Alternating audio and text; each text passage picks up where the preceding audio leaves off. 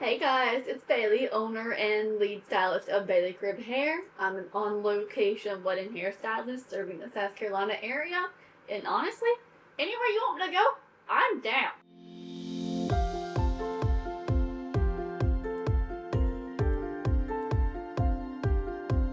Today, we are going to wash our hair. I know how it sounds. We're not washing our hair. We are going to wash some silk seam clip-in extensions from Bellami. There are very few people that I would say no to when they ask, should I get hair extensions for my wedding? Automatic yes.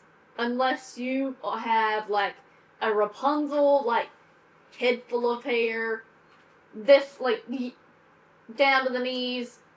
That's when I'd say no. Hair extensions are hard to come by in knee length, so many people's gonna be yes to get extensions for your wedding. Whether they be clip-in, with semi-permanent, like hand-tied, tape-ins. Let's get to it!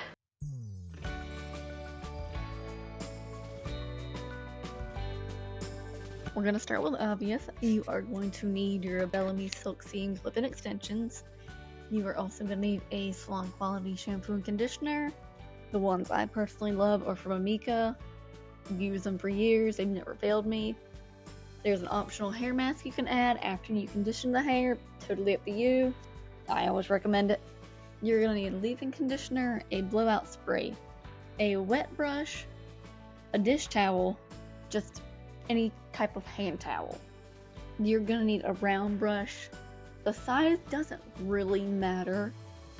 Just make sure that you're actually comfortable using it. And you're also going to need a blow dryer. We are going to start by making sure all of our clips are closed. We are going to use preferably cold water, lukewarm, room temperature if you can't handle the cold. The cooler the better. You're going to wet your hair from the top of it all the way down to the bottom. I'm going to do more than one piece right now for convenience and sake of time. After they're wet, we are going to get a little bit of shampoo in our palm. We're going to rub it together, emulsify it a little bit, and we're going to apply it to the extensions, but we're not going to rub it in. We're going to go in with this gentle massaging motion you see here. You see, we're not going to rub it abrasively or do anything to put unnecessary knots in the hair. When we go to rinse the hair, we're going to do so from top to bottom. Please, oh please, oh please, do not turn your extensions upside down in running water. It's not going to go well.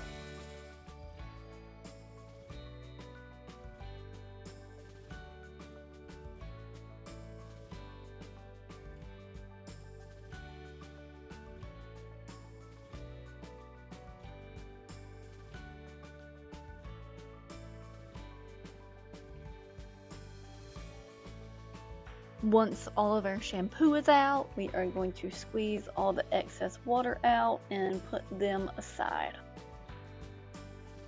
I am going to speed shampoo and condition the rest of these clip-in pieces. Off camera, I used the hair mask. I left it in about 15-20 minutes. Then I rinsed it out using the same techniques I did to shampoo and condition the hair. We're going to squeeze out all the water that's left in the hair after rinsing it. And what we're going to do, we are going to lay it flat on our hand towel and roll it up like it's hair sushi almost. That's a fun little picture, hair sushi. We're going to give it a good squeeze after it's all rolled up and make sure we have out all the water that we can possibly get out manually. After we give it a good squeeze, we are going to unroll our hair and move it over to a new location.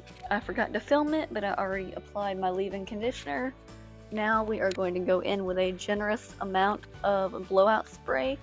I love the one from Kenra and the one from Color Wow. We are going to detangle our hair starting from the bottom, working our way up. Please don't start from the top and work your way down. But this is where another set of hands is going to come in handy. Pay somebody, bribe them, do whatever you gotta do. Get you some extra hands. But we're gonna go in and we're gonna rough dry the hair. We're not gonna be too close to the hair. About 6 to 8 inches away is ideal. If the blow dryer feels too hot on your hand, it's too hot for the hair.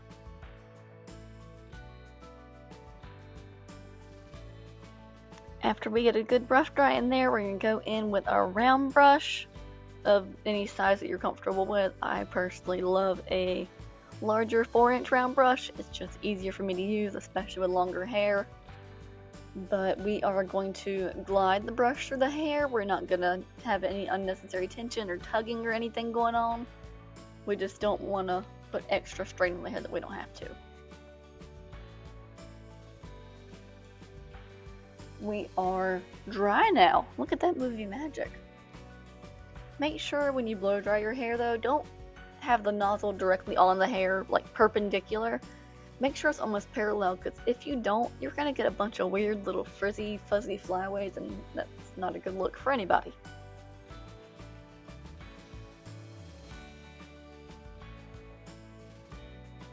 Alright, we are finally dry. When I say finally, it took me a solid 30-40 minutes to get this hair dry. So, if you think you're not getting a lot of hair when you order these silk scenes, you're wrong.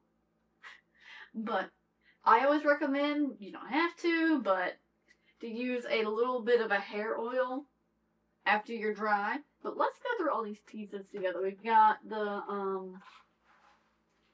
four-clip. We've got another 4-clip. Can I count? Yeah, another 4-clip. Gonna get this 3-clip here.